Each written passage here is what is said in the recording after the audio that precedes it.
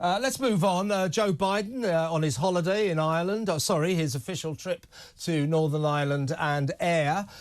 He's touring the Emerald Isle today, and he's made another one of his characteristic gaffes. Instead of saying how pleased he was when the Irish rugby team beat the All Blacks, of course that's the New Zealand rugby team, he said how pleased he was that the Irish rugby team beat the Black and Tans. We're going to play a sort of montage of all of his other gaffes as we speak, Isabel. So let's just have a listen to... We're just watching him fall off a bicycle now.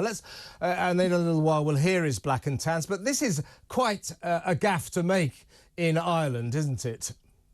I mean, head in hands, absolute head in hands. When I saw the headline, I initially mistook the headline, but it said that Biden had made a gaffe about the Black and Tans. I thought it said he'd made a gaffe about black and trans. And I was thinking, I was quite hopeful. I was thinking, wow, has Biden gone really politically incorrect? Has he had one of his many senior moments and started, insulting black and trans people? But no, this is all about his mistaken attempts to name the New Zealand All Blacks. I mean, I don't know anything about rugby, but I do know the All Blacks are not called the Black and Tans.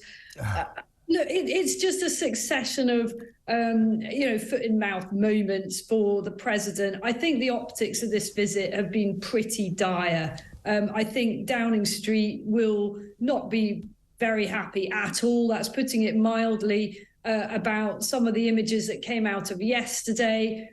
Honestly, I don't think that the president recognised Rishi Sunak when he got off Air Force One. I think he thought that Sunak was some kind of junior aide and rather dismissively swiped him aside.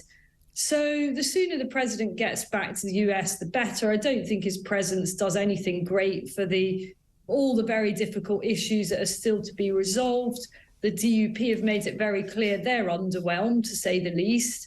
And what a pity he didn't choose instead to come to the much more diplomatically safe option and attended the coronation.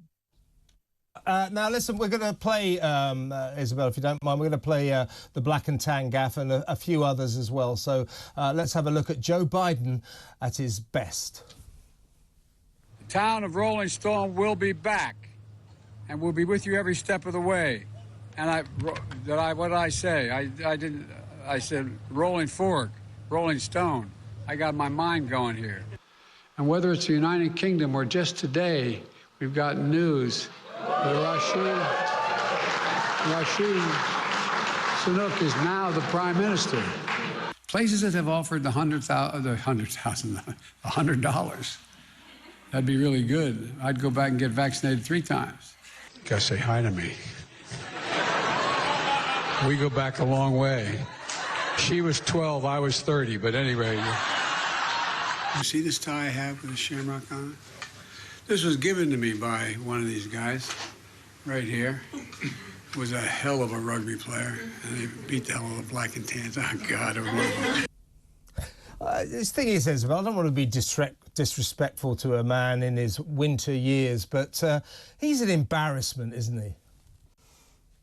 Do you know, I don't actually think it is a matter of being disrespectful, because this guy is the president of the United States, still the most powerful person in the world. And I think we're entirely entitled to comment and observe that he does not appear to be in full possession of his faculties.